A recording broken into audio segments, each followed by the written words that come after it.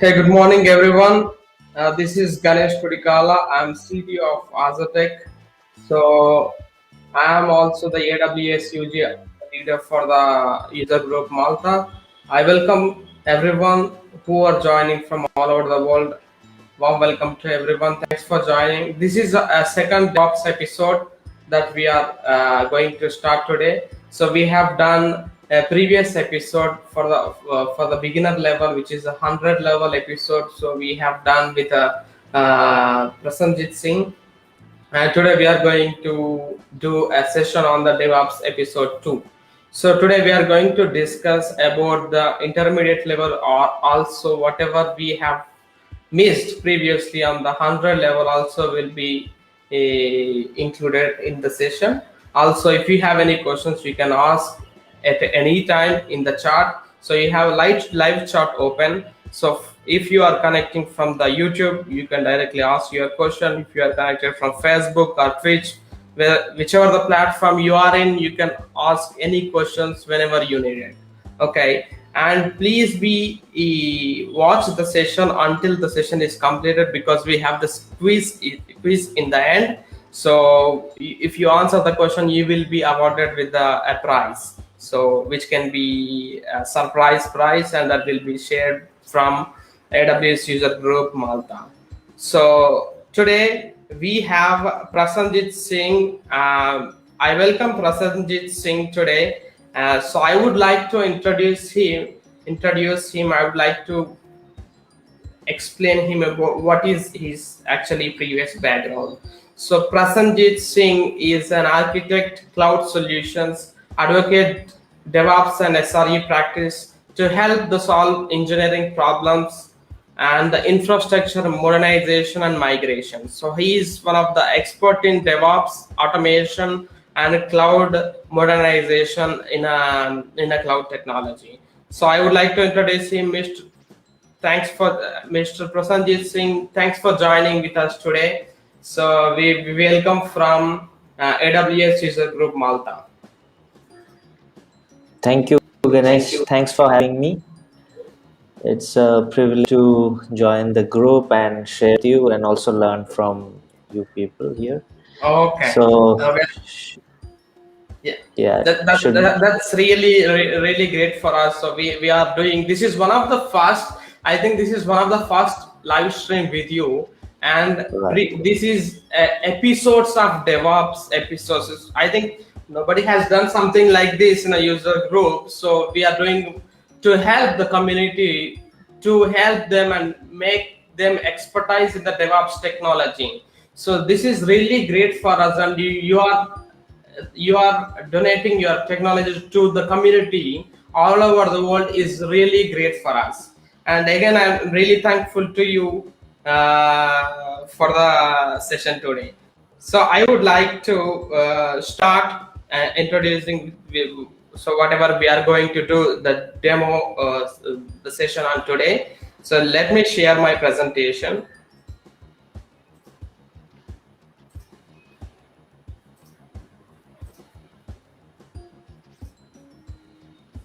Okay, so this is a DevOps episode 2. So who are joined for the first time from all over the world is the, so it's a DevOps episode 2 means it's a mixture of 100 level and 200 level. So if you miss the first session, you can directly go to the AWS User Group meetup group and try to open there is a comment section. You can find the YouTube link.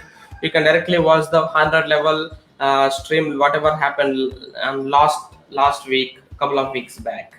So let me go to the next. Okay, so this is a 200 level session, and with the speaker, Mr. Prasanjit Singh, and I also introduced him. So he is one of the expert in the cloud and DevOps technology, who is working for the Stars Play, which is in Dubai, United Arab Emirates. And today our agenda is the session on the DevOps, which can be handled by Prasanjit Singh. Also, we have a quiz, and QA is 24/7. So whenever you need, you can ask the QA.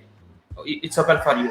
Okay, so now it's over to you, Mr. Prasanjit Singh. You can proceed now.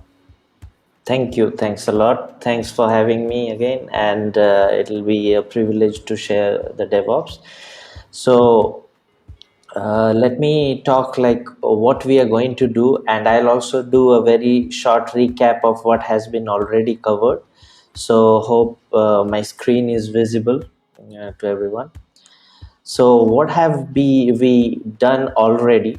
In the episode 1, we covered DevOps fundamentals. We understood what DevOps is and how it works. It is generally a culture where you prepare for some practices and tools which allow you to deploy and go to market very quickly with your software deployments and applications. So it is done in a particular way. So you create some scripts and pipelines and use some tools to in order to achieve that. And it also helps to minimize errors. It also helps to break the silos or break the distinction between the dev team and the ops team, because normally when these two teams don't work together, the deployments and the productivity of a software company slows down. So DevOps comes here to help with different tool sets in order to streamline these processes. So that's what we discussed. We also discussed a bit about what CI/CD pipeline is. We discussed about containers, like how containers isolate resources and how you can quickly spin up any application. And then we discussed some tools like how on AWS we can do that. And towards the end of the session, you all can follow the previous video as Ganesh shared. It's already there on the AWS User Group Malta channel. So watch that one if you missed. So towards the end, we reached about installing Jenkins, and then we were about to create a pipeline. So we'll take it from there and move forward. And we'll also discuss about code pipeline, code build, code deploy. These are all AWS DevOps tools. So these are important because those who are already in the cloud or wanting to move to the cloud, so if you use these practices, it will be easy for you.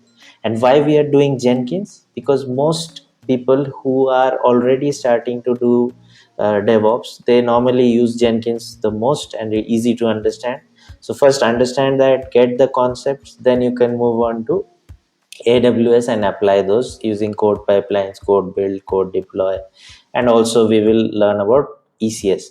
So today we'll get some theory about these things and do a practical on Jenkins and pipelines.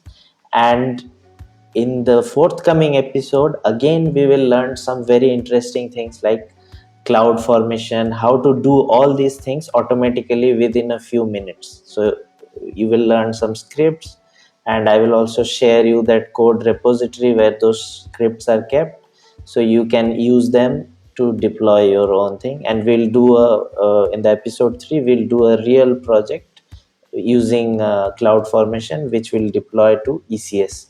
So that will cover both episode 1 and 2 again in the episode 3. And we'll also do some monitoring. So that is for the next one. So today, quick recap again. I said like DevOps is a full life cycle investment. It is a team undertaking. It is not for one person or one DevOps engineer to practice DevOps. It will be done by everyone in the office. So because it is a tool or set of practices or a culture that is given to the team, not any one script or something that will be done or applied by a DevOps engineer. It is for everyone to practice that. So that is one thing, and it also enables you to deliver faster. So that was in short what it is. And then in order to do that, we have two things that we follow: CI and CD processes. So CI stands for continuous integration. That means as soon as the code is deployed, so how a code is deployed, developer will write the code on his laptop, he will commit it to a repository like GitHub or Bitbucket or code commit and so on. So once he commits the code to the repository, there are series of actions that trigger off, like that will trigger off a pipeline in your Jenkins or AWS deployment tools if you are using that. So once that triggers off, it will build the code into an artifact. So for example, if someone is writing code in Java, they will create a jar file or a var file. And if someone is writing in PHP, that does not need any compilation, only the code has to be put in a web server which has PHP. So things like that. If someone is writing code for an Android app, that has to be compiled into a APK file. So when that compilation process happens, that is called the build process. So when the build is complete, that artifact is kept into a artifact repository, and once that repository artifact is stored there, it is versioned, because if something goes wrong, you can go back to the previous version or move back to the next version and so on. So in order to do that, every artifact that is stored is versioned.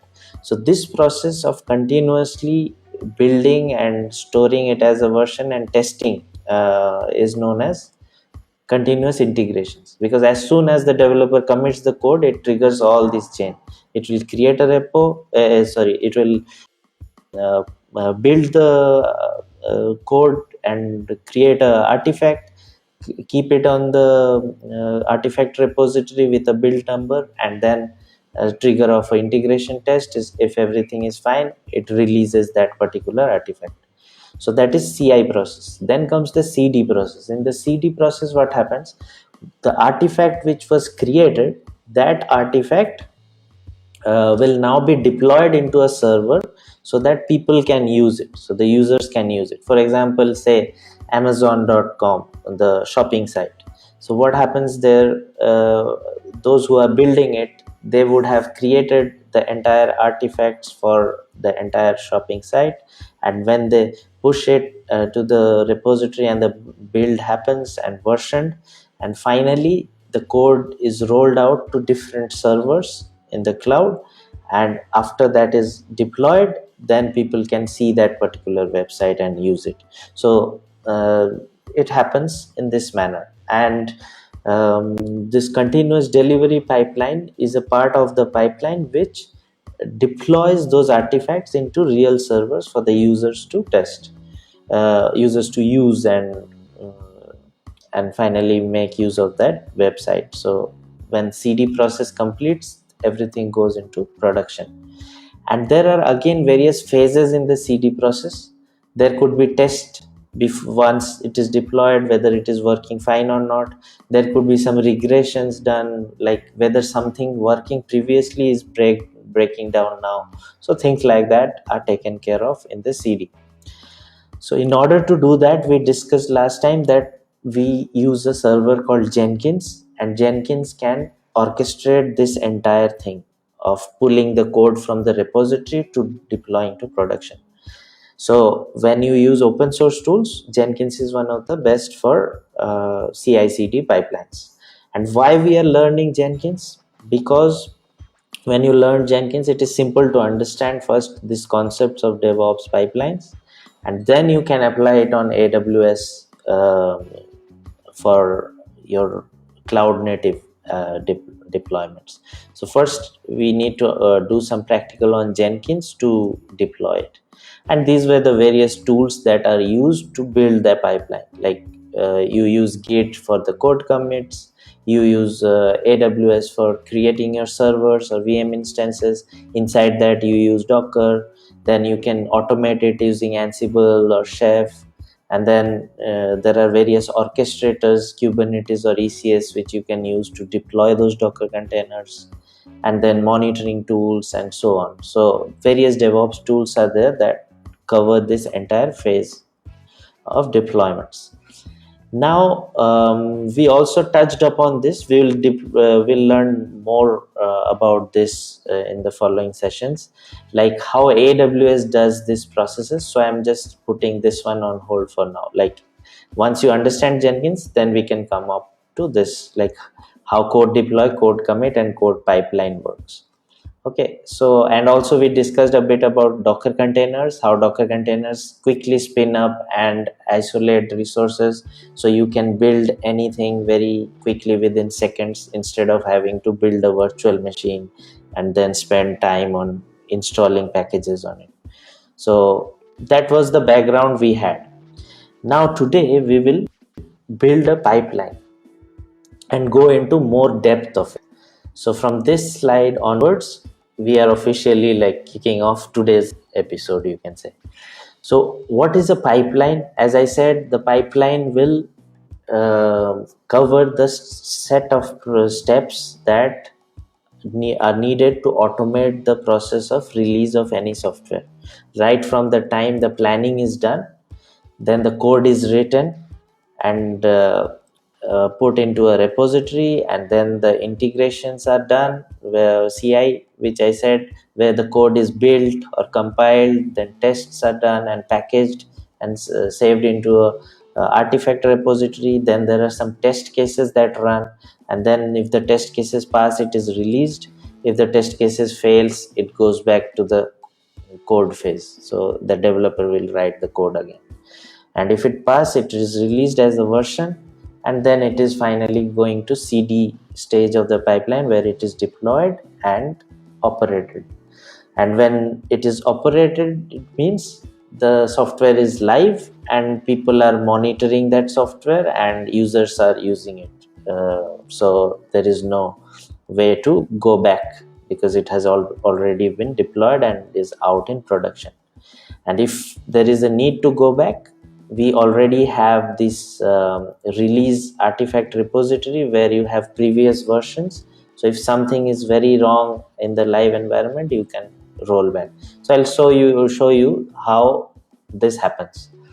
So here, let's go back to our hands-on. So we will try to do something and see for ourselves how it works. So in the previous session, we created a Jenkins server. So I have kept it running now, and we installed Jenkins, and we were logging into Jenkins. So after you log into Jenkins for the first time, it will ask you to create your own password. And once you do that, those of you have already tried this, very good. If not, then watch the previous and reach up to this stage. So you have a running Jenkins server where you can create a pipeline. But before creating a pipeline, let's just navigate this one a bit, and so that we just know what are the different things around here. So once you are logged in, you will see your name here and all that, and you will be the admin user, of course, because you are the only user of a newly set up Jenkins. And if you are in an organization where you already have a Jenkins server, then if you are a DevOps person who wants to create pipelines, modify things, then you have to create a user in Jenkins for with admin access. So for that, normally you can go to manage Jenkins, and then configure global security and manage users. These are the two places where you create users and provide them access rights. So here you can go, and then you can click on create user and start creating your username and password. So that way you can provide rights to other users also in Jenkins. So feel free to explore different things in Jenkins, what are the different settings and so on. But one thing you can remember, like when Jenkins is installed with all the default plugins, it is good to work in a production level. Like you have everything that will work. So you don't have to do any tweaks here and there, but you are always free to explore everything, so that you know that when something goes wrong, you can fix it. But out of the box, it will work for you. Okay. So most of the settings, whatever changes, if you have to do anything, will be found here in the manage Jenkins. Rest, on the left panel you will see new item, which you can use to create jobs or pipelines. And when you are logging in for the first time, you also see this thing, welcome to Jenkins, and create a job, set up agent and cloud. But once you start creating jobs, you won't see this anymore. Okay, so you will be creating new jobs using this new item. Adding users and viewing different users is from here. Build history, this shows what pipelines have been already run and what you want to run. And open blue ocean is a very interesting part of Jenkins. I'll demonstrate you this one also. It allows you to visualize the pipeline, like, because here if you create a job, you cannot see actually what is happening in what stage you are in. So this is a plugin in Jenkins that allows you to visualize the pipeline, like now it is being built, now it is being tested, now it is being deployed. So or whatever is happening, you can see that in the screen. So that I'll show you in a while. So let's try creating a simple pipeline and see how it works. Once you are you have understood how it works, then we'll go on to the next stage, uh, where we will discuss how to script a pipeline. So that will be a level 200, as Ganesh said. Like, this will be a bit more difficult than what we discussed till now, but not very difficult. No need to get scared of anything, because you will have the scripts from me also, and you can reuse them for any project. Just change your parameters and you can reuse them. Okay, so when we are creating a simple pipeline, let's just try it. So you just created, let me show you again. You clicked on new item, and you name the item, say simple pipeline. And here you have many options: freestyle project, pipeline, this Bitbucket, team project, folder, GitHub, and so on. But normally when you are creating a simple pipeline, you can go with freestyle project, and when you are doing a scripted pipeline, you can go with pipeline. Rest of the things you would not need at this moment.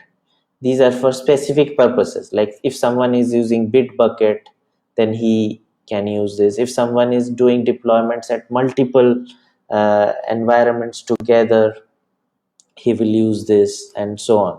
But once you know this and this, it can serve like 80 to 90% of whatever pipelines you are going to build. And special cases, by then you will understand the rest of the options also. So we are building a simple pipeline first. Name, click freestyle project, and here click on OK. So that will bring you to a configuration page. So here in the description you can write simple pipeline. Now let me tell you what this pipeline will do. It will not deploy anything. This is just for us to test like how a pipeline works. Okay, so using a simple pipeline, you can run any script, you can put things on cron or anything. Say someone asks you to run a particular job at particular time, so you can set a cron job using Jenkins. Say someone asks you to send a mail or send a mail campaign at a particular time or trigger a particular script, you can use a simple pipeline in those cases. Or if you want to do something on demand, for example, there is a server which has all Docker images, and every day you clear the Docker images, or there is a server where log files are filled up, or you want to clear them, or there is a S3 bucket which you want to archive every day into Glacier. So these kind of tasks which you want to which are needing some scripts to be run repeatedly, you can put those scripts inside a simple pipeline, and you can just click on that job and it will do that task. So just name whatever that job does, and here are various options. You can just read them and use them, like discard old builds. If something, a job has run once, you can clear it. And then there are various other options, like I'll tell you more about these when we do more complicated pipelines. Like say you want to pass some parameters into the pipeline. Say for example, I have a pipeline which clears our S3 buckets, and I want to pass the bucket name. So we can create some parameterized pipelines, and we can pass variables from outside into the script and so on. But we are doing a simple pipeline now, so we'll not go into complicated ones. We'll go into complicated ones when we do the next one with scripted. Okay, so we are just simple pipeline. Source code management, no, we are not using any code also here. What we will do is, in the build step, we will select execute shell. So then it gives you a command window. So here you can write whatever commands you want to run. Say for example, as I was saying, you want to upload something on S3 or clear something from S3. You can write the AWS CLI command here. or say we just want to see the time, so we can write date Linux command. So all the Linux shell commands can be written here for whatever task you want to do. This is just an example, so I am just writing few commands, pwd, which folder I am on, or I want to echo something.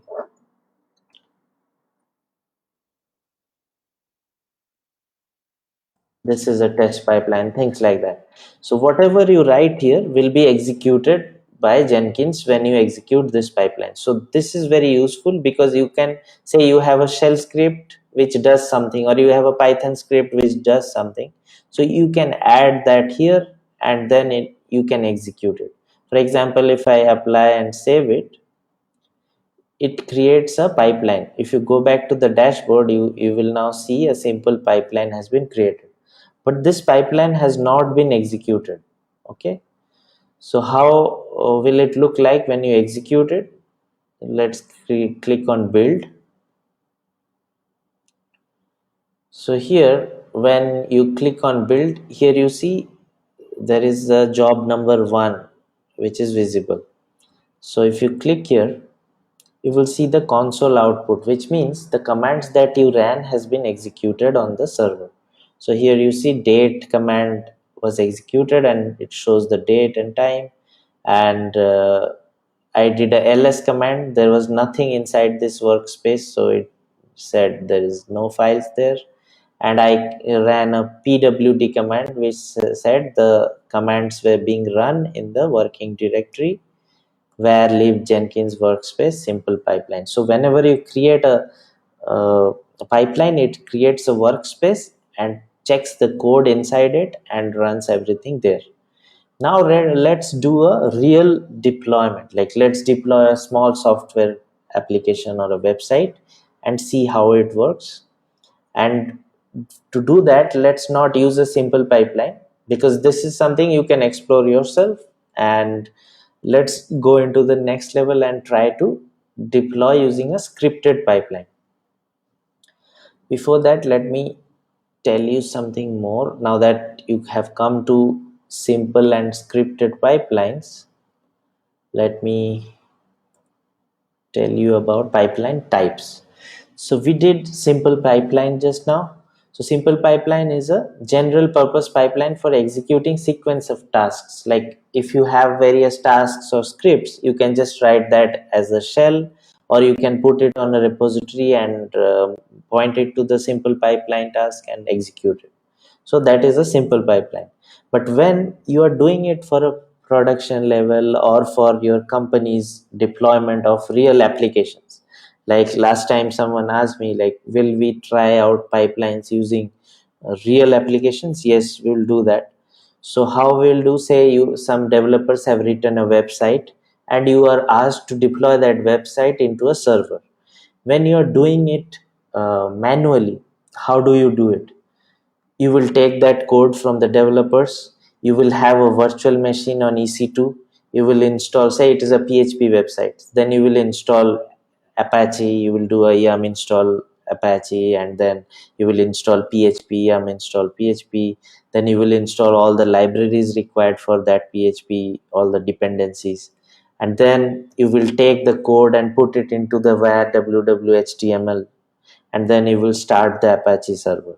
So these are the steps you will do when you do it manually.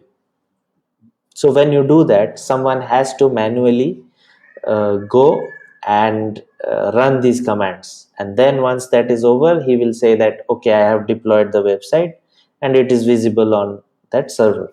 But when we are using pipelines, we are not actually doing anything manually. We are doing manual work only once, when we are writing that pipeline or installing Jenkins and creating pipeline. But from the next day, the developer will have that Jenkins pipeline job. He will go and trigger it himself. So it becomes self-service. So that way, DevOps helps to make production deployments faster. Developer will click himself and deploy whenever he likes. If he doesn't want to click, we can also automate it and make it with a trigger like when he commits something on the repository, it will trigger the pipeline. So their scripted pipeline comes in, which is written in a language called Groovy. Groovy is like similar, very similar to Java. You can say it's a kind of a Java language, but it is Groovy, independent DSL language, and it is with Groovy we write the scripted pipelines in Jenkins. Okay, most pipelines use Groovy for that. And scripted pipelines are whatever we did in simple pipeline, it's same, but different stages are mentioned. So I will show you a scripted pipeline now, and you will see how it works, and we'll use it. And yes, you can follow, like this one is on the meetups also, and we will also share it on the YouTube channels and everywhere in the comments, so you can go here and check the different notes, and also the code is available here. For example, let's try a simple pipeline from this repository, Blue Ocean. Okay, so here there are when you write a scripted pipeline, how does it look like? How does that script look like? I'll first show you, and then I'll show you how to put it on Jenkins and use it. Okay, so just forget about whatever is here in the repository. This is just a simple repository which has a Java application, like hello world kind of a application, because it doesn't matter for a DevOps engineer like what application is. We just have to know what kind of stack is being used. Whenever you see a pom.xml, you know that okay, this is a Java project. When you see PHP files inside a project, then you know it's a PHP. When you see .js JavaScript files, then you know it is a Node.js kind of project. So having just get that idea, like since all of those who have been already working would be aware. So when you see the code, you should be able to know, like from the appearance, that what kind of project is it. So this looks like a Java project. So based on that, we model our pipeline scripts. So we'll come to that again, so no worries. So now let's go and run a simple scripted pipeline, and then we will do this Java project. Okay, so how does a scripted pipeline looks like? So here you can go to this Jenkins file dry run. Why I call this dry run? Because this script is actually not doing anything. It is just executing all the steps and echoing it. It is not actually running the steps, so that we quickly know what it is. And then when we do the real one, then you will be able to see what actually is happening. And I'll also do a pipeline run for a Python project also. Okay, Python Flask. So there are one Java you will do, one Python you will do. So you'll get an idea of the pipelines, and then so that when we do the next episode, when we do the AWS code pipelines, it will be very easy for you. Okay, all right. So this is how a scripted pipeline looks like. And I said it is in Groovy. So how is it mentioned? It is very easy. If you think it is complicated, don't do so, because you will be getting this template. So those who are non-coders who moved into DevOps, or those who are new, might be thinking, I don't know any coding, I am a network guy, or I am a so don't worry about that. You don't have to code from scratch. This is a pipeline script template. You can just copy this one, and what you will do, I am telling you. So when this pipeline, you have to write a scripted pipeline. You begin with pipeline and a bracket, and inside it there are various things, like most important thing is stages. So here you will see pipeline, inside it stages, again bracket. So again inside stages there are steps, and inside the steps you write what you want to do in that stage. Okay, so as I said, like in a pipeline, in a longer pipeline, complete pipeline, what you have, you have a step where you pull the code from the repository. So that will be one step which we will do here. And then you have a step where you build the code. So if it is Java, you have some commands like maven or gradle build. So you use those commands there in that step. In the test stage, there are some commands to test it. So if you have a QA person in your team, he will tell you, okay, I test it using these commands. So you will put it on the pipelines here in the test phases. And then once the test is done, you will deploy it. So deploy commands will go here. So this is just a skeleton to make you understand how it works. So normally it has a pipeline stage, and under stages there are various stages which you can define, like build, test, performance test, or whatever, and deploy. So in the deploy stage it will actually deploy it somewhere. Okay, so that is how it is. And now in this pipeline, in the steps phase, what I am doing, I'm just echoing it. But in the real pipeline, you will here run the command to do that. So in the next example, we'll do that. But first, let's go through this pipeline and try this out. And what else is there in the script? In the second line, you can see something called agent any. What does that mean? In Jenkins, here you can see build executors. So 1 and 2 are idle. What does that mean? When a Jenkins server is running, it is waiting for jobs from different people, and these are known as build executors. Like these are daemons that are waiting for jobs to come to them, and they will execute it. So this Jenkins has two build executors. That means if two people are running two different jobs in this Jenkins, this is a multi-user platform. So if two people are running, these both will become busy.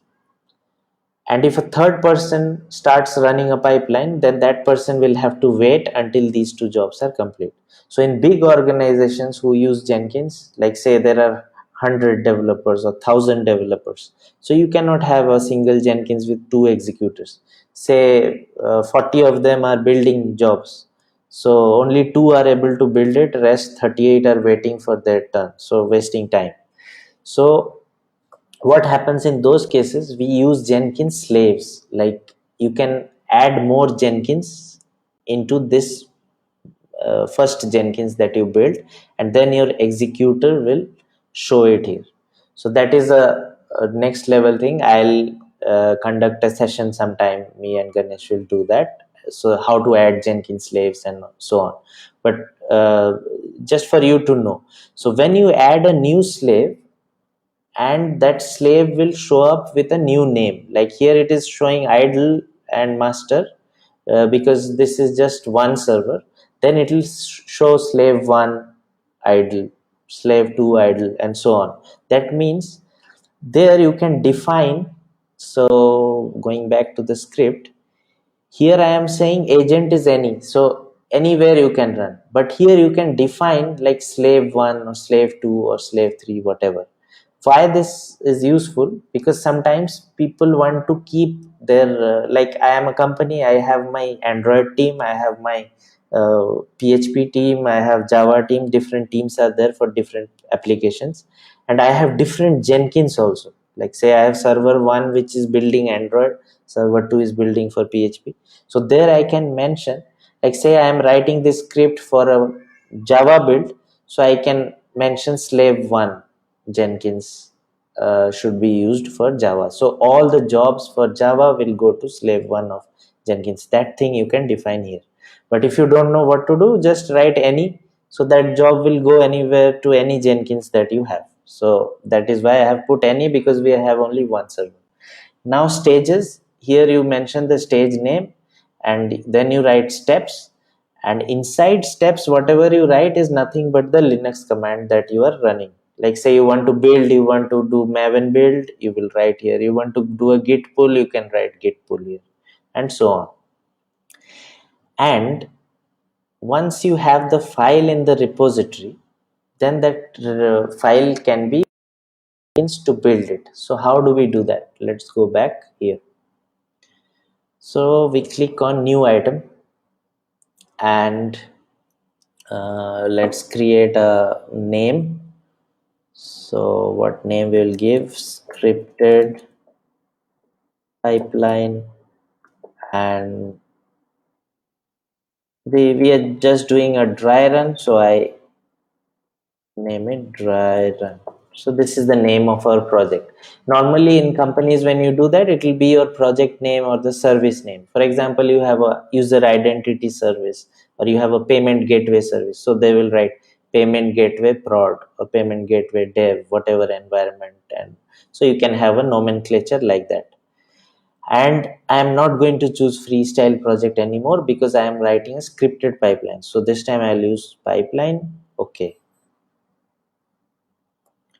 So here, what I am going to do, again, description you can write, scripted pipeline, dry run. Here I'll explain a bit of things to do. Discard old builds. This is a good practice to tick. Why? Because if you keep old builds, like every time you build, I told you in Jenkins, every time you build a job, there is a workspace that is created for that job and it will save it. So if you don't discard your old build, say you have 100 times you are building this job and 100 workspaces are created with all this code that you have checked out. So one day your Jenkins space will fill up. So you don't need old builds. Only you can keep few builds just to see what happened in the previous build and so on. So here you can do that kind of rotation of your logs and builds. So you can mention how many days you want to keep the builds. I normally don't do this because maybe you got a long holiday, so everything got wiped out after that. So not a good practice. You can use max number of builds, this option. Say I want to always keep 5 builds as a history, rest you can delete, because deleting builds doesn't mean deleting that software, because in Jenkins it is just the build process and the logs. But once the build is done, that artifact is gone to another repository and deployed to production if it passes the test case and so on. So this is just the build logs and build applications and codes that is kept inside the Jenkins when the build was happening. This is not required. This is only required when something goes wrong. You can go and revisit the old build, why it failed and things like that. So if keeping 5 old builds is sufficient. And then do not allow concurrent builds. This is also some people can take based on their applications, which means if you are running this job and someone else is also clicking this job, it should not trigger off a race condition, like it should not build twice. So if you do not allow, then it will first complete your build, then it will trigger his build, so that nothing gets jumbled up. So these kind of things are here. So in this section mostly you will need these two at this stage. And as I said, if you want to make the build automated, like commit code and build will start, so then you can click here to trigger build automatically, or you can tick here to do a poll SCM. Poll SCM means it will polling means to constantly keep checking. Okay, so SCM is source code management. So say your code is in GitHub, like my code is here in GitHub. So if you do this option and mention which is your repository, then it will poll the source code management. Like say every 5 minutes it will go to, if I schedule it here just like a cron job, like /5 *****, which means it will check every 5 minutes and see if there is any change in this repository. There is no change. Last change was 14 days ago, so nothing will happen. If someone makes a change here, then Jenkins will automatically know, because it will keep checking every 5 minutes and it will trigger the job. Okay, so we are not doing that now. We are manually going to trigger it.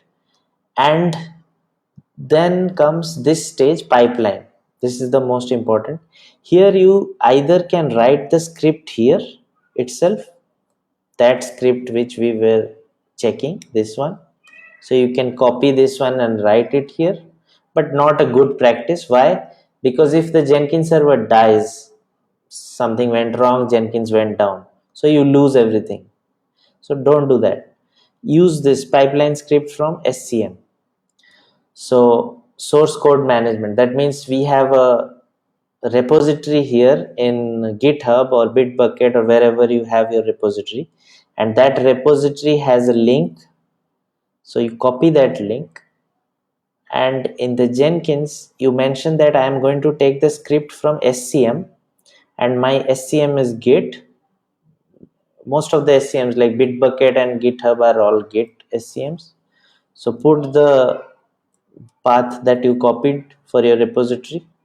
If it has any credentials, you can add, but I have kept it public, so I don't have credentials, so it will be able to check out. But when you are doing it on your company internal account, it will have username, password. You have to put it here by adding.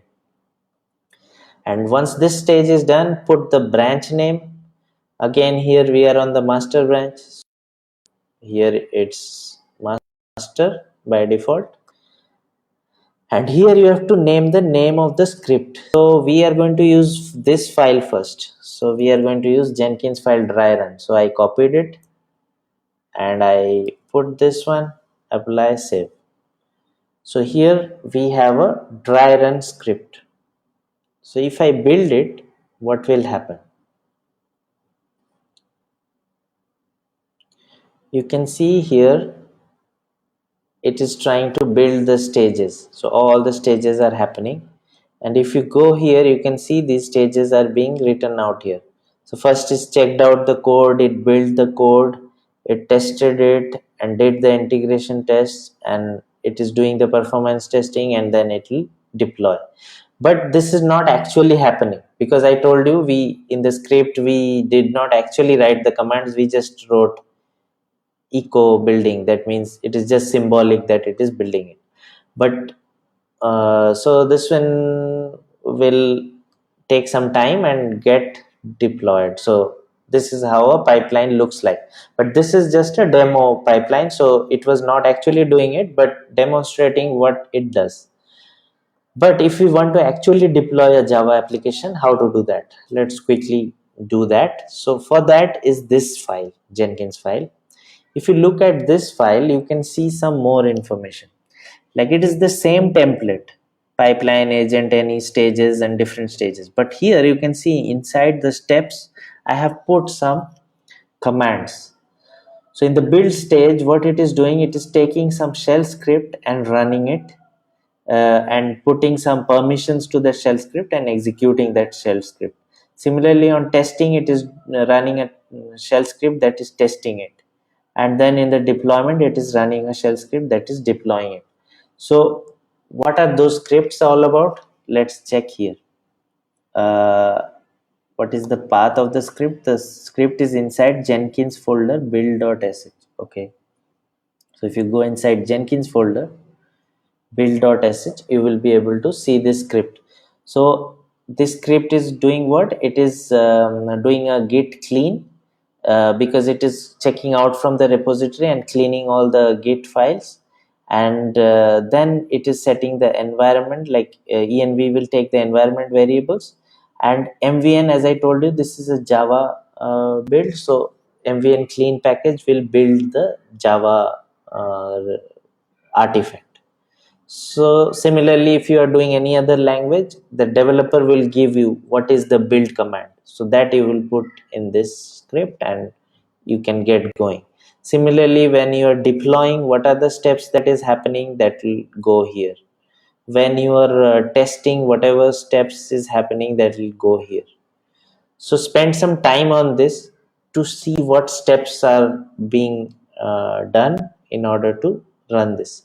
So this time we are going to create a job with this Jenkins file and for the same repository. Okay, so I am again copying it. So let's create another pipeline that will build this Java. So, and this time we will also see it in open blue ocean, so that you will be able to understand how it works and how the pipeline looks like. Sorry, here we will write scripted say Java pipeline and choose pipeline. Okay,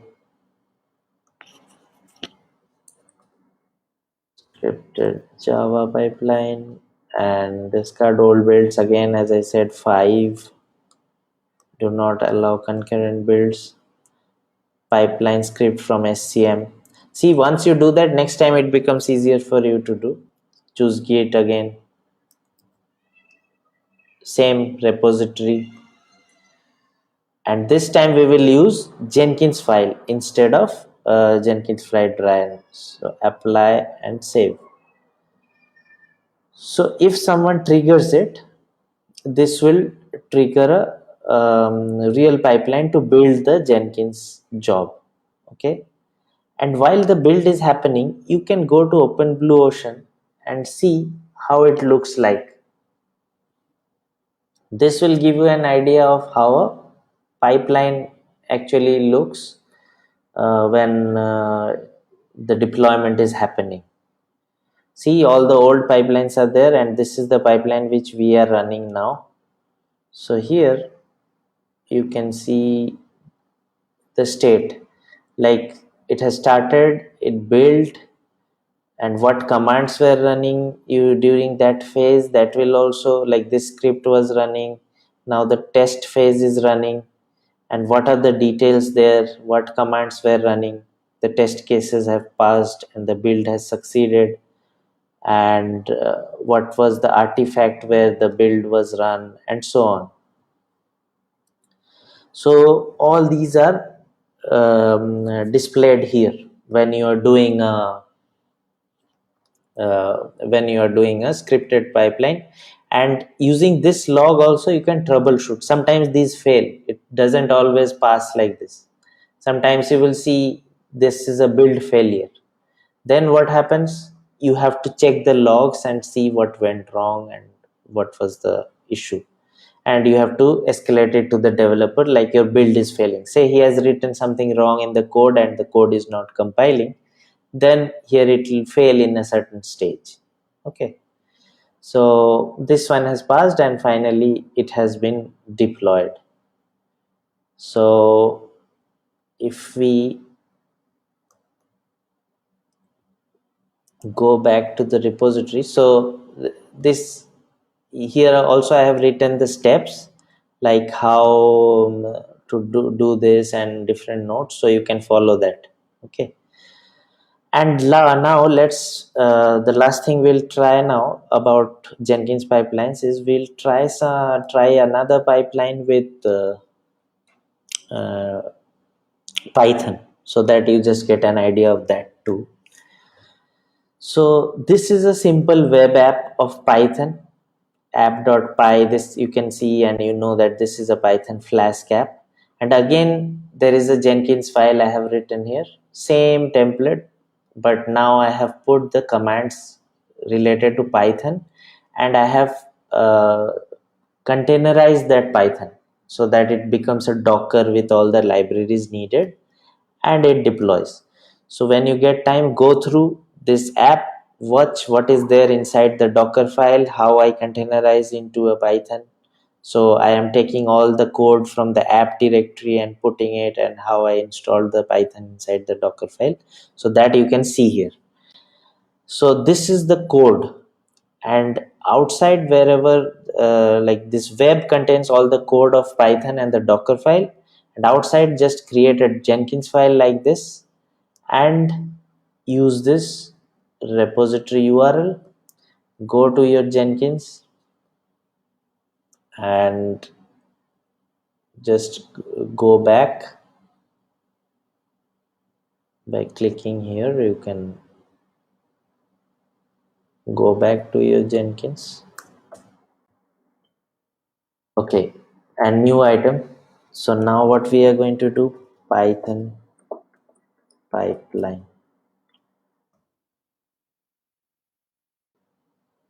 and this is a Python Flask app. So again I select pipeline. Rest of the steps will be same because only your script has changed.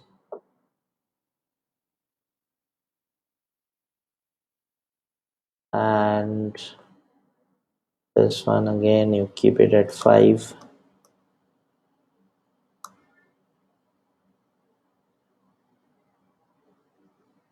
And this time I'm going to put the repository URL for the Python Flask app CI/CD. Apply it, save it. And when you deploy it, you will see that this Python application is getting built.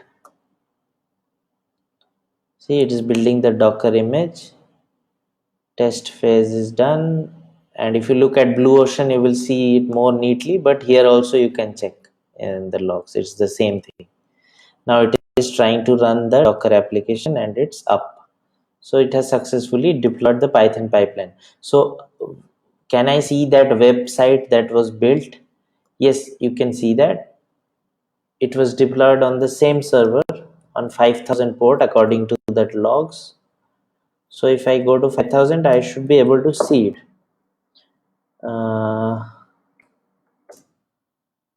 But it is not visible now. What could be the reason? That is because maybe 5000 port is not allowed in our security group.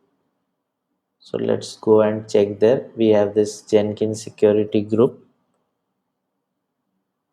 It is always good to encounter some errors so that you learn how to troubleshoot in the real time. So here you can see 80, 80, 80, these are open. Last time we did this one for monitoring using net data, and 5000 we can open because this Python app is listening on 5000. So I just mentioned that this is Python app and we allow it. For now I am allowing it for everyone, and that's it. Now it should be able to view. So that Flask app that we deployed is deployed on the cloud. That means in this EC2 instance. So that is about how you build pipelines in Jenkins and different languages and repos. But this is just a demonstration, so very fast I had gone through it. But you have to spend some time on this, and there are even more of these demos. I keep putting these demos in here and there. You can explore, you will get more here. And then we can use this for our upcoming session when we do orchestrators and all that. But before I end, I'll give you a bit of overview of what is coming in these two slides, so that we will be prepared for doing that on ECS and using AWS code pipelines in the upcoming session. So what are orchestrators? Right now what we did, we created a Python website and we put it inside Docker and we ran it on the Jenkins server itself. But in production that won't happen that way. In production what will happen, there would be some production servers or clusters which are running these Docker containers.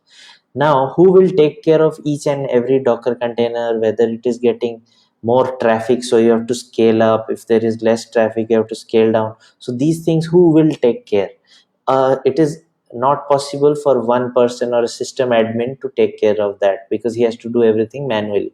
So in a DevOps way, we use orchestrators to manage Docker containers. Okay. So there are many types of orchestrators. The most famous one now is Kubernetes in the open source. There is Mesos, Marathon also. But in AWS Cloud Native, what we use is ECS or EKS. If you are wanting to use Kubernetes, use EKS. But ECS is also very powerful and easy to manage. So we will cover ECS in the coming session. So what ECS does, once the CD pipeline tells ECS that my Docker is ready, deploy it. So ECS will take that Docker container and deploy it. It will scale up and do all sorts of things. So we will be doing that using CloudFormation in the upcoming session. So that is about orchestrators. Now how ECS works? ECS, what it does, the pipeline creates a Docker container and puts it in a place called Docker registry. Registry is like a library where Docker is kept, and then it starts a container service there, and then Once the container service is started, it listens on a port, and we create some route 53 rules, so that say you write www.xyz.com, that goes to your ECS container service, and your website is visible. And it also has some rules which you can set for scaling up your containers when there is high traffic or high load, scaling down when the load has subsided, and so on. And to do that, ECS also has various backends, like you can use Fargate, where you don't have to manage anything. AWS does it for you. You can put it on different regions. You can do multi-region failover things. And you can also use edge computing stuff like outposts. And you can also do ECS on premise. Like, say you have your own data center, half of your thing is on the cloud, half is in your data center. So you can manage that thing too using ECS. Like, you can manage your local data center deployments as well as deployments on the cloud. So we'll do more about that in the third episode, where we also do infrastructure and service, and about how AWS tools like code commit, code build, and code pipeline are used to deploy to ECS. So that is all for today's session. Over to Ganesh to continue with the rest.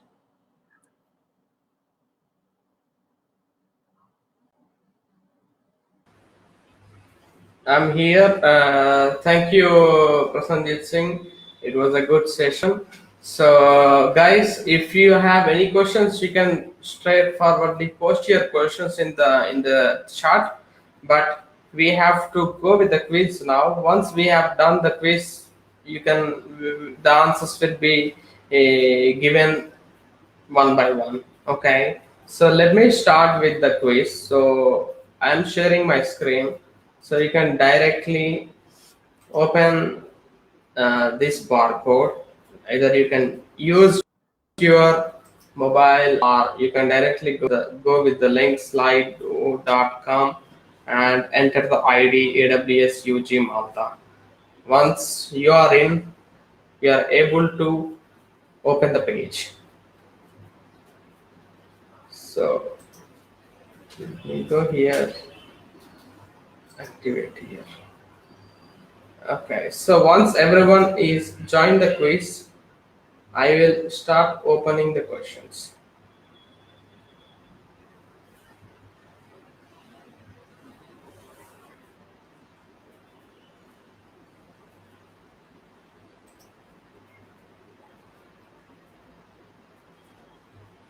You can join as fast as you can, please.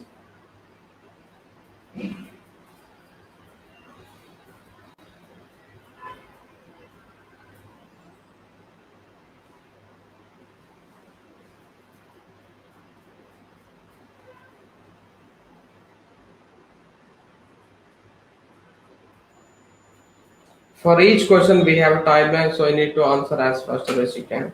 So once you have answered everything, so the leaderboard will be displayed automatically on the screen. I'll be waiting for another 1 minute, so then I'll start the quiz.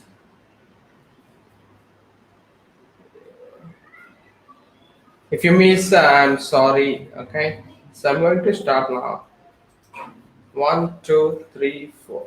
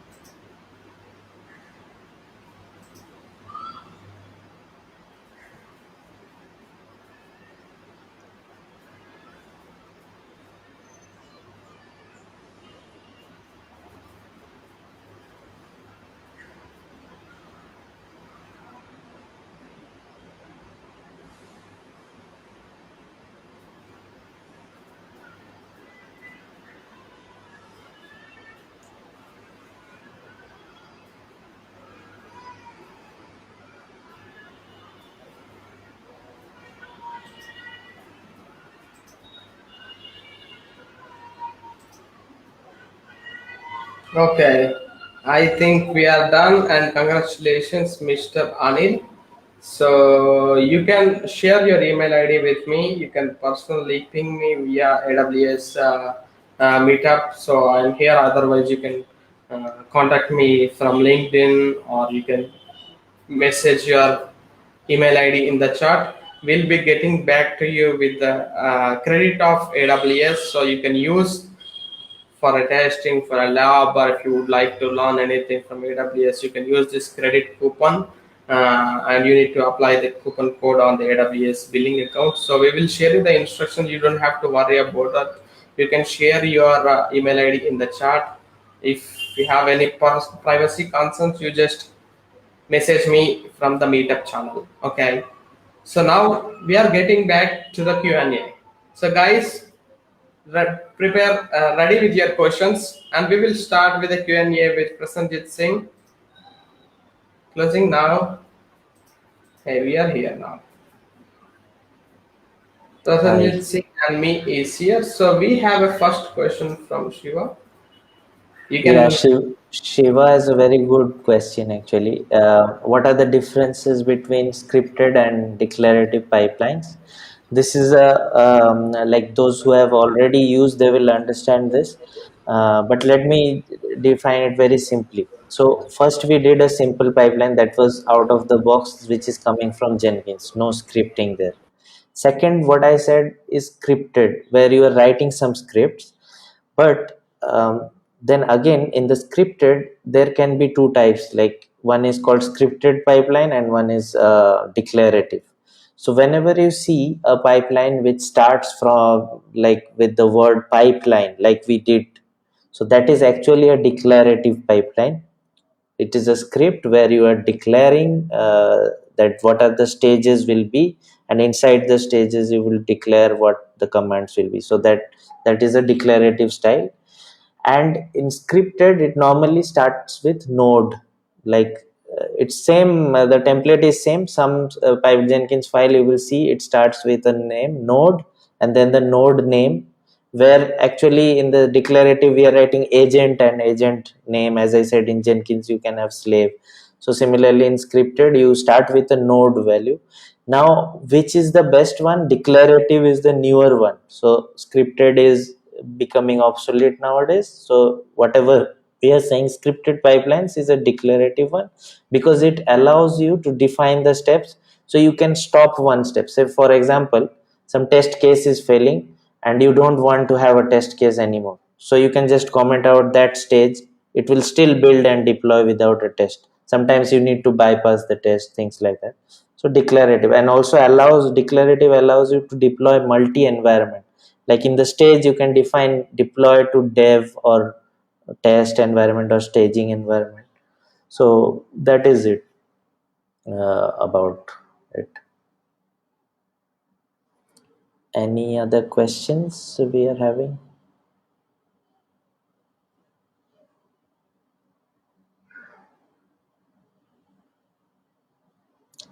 I think that is all I can see. Okay, how many ways we can? Okay, we have a question from Anil. Anil, How I many think he is the ways? winner of the quiz. Yes, congrats, Anil. And how many ways we can trigger our jobs? There can be many ways. Like one is you can trigger based on poll SCM, as I said, based like just like a cron job, you can trigger it time based. Then you can trigger on based on SCM commit. Like there are certain things called web hooks which you can create on GitHub or any repository you are using and connect it to Jenkins. Like in Jenkins there is option of web hook. So where when you select that option and create a web hook with GitHub, then anyone commits anything on GitHub will automatically create a like build the job. It will trigger the job. So that is another way of doing it. And when you are not sure of your like how to create a webhook or anything, you can just remove it using like you don't have to uh, do that. You can just do it using cron. Okay, and you can also, using post APIs also you can do, like in Jenkins, but you have to be very sure about the safety in that case, security, because in Jenkins it also exposes some APIs, REST APIs, so you can create your curl command or something like that in a script, or you can write a Python script that can trigger your API in the Jenkins to trigger a job instead. So that can be done, but in that case, there you have to be careful of the security, because from external sources it can trigger. So there should be some kind of a authorization mechanism, and course should be enabled, because from another site you are triggering. So there one has to be careful when triggering through a post request. So in these cases, we use cloud native things, which we are going to do. Like instead of using Jenkins, when it becomes more complicated, we use AWS to do that. Because in open source, there might be loopholes where it can be exploited. All Okay. right. So I Okay, think, so guys, so we will wait for another 2 minutes. So you have any questions, you can ask.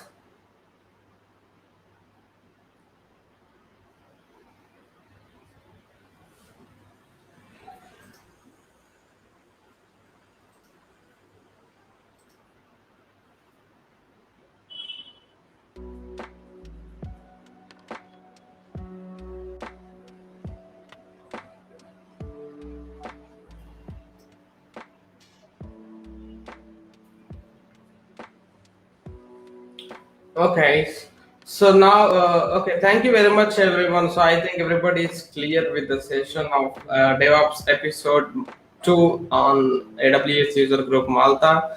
I'm thankful to everyone who are joining today, and we have the next episode which is coming up in a couple of days later. So that will be Saturday, yeah. posted in AWS Meetup group, so you can join from there, or we have the link directly on the YouTube, so you can directly have the a reminder from the YouTube directly. So that's it, and thank you very much, everyone. Have a good day, and thank you, Prasanjit Singh, again. Bye bye. Thank you. Thanks a Happy lot. weekend. Bye. Bye. Bye.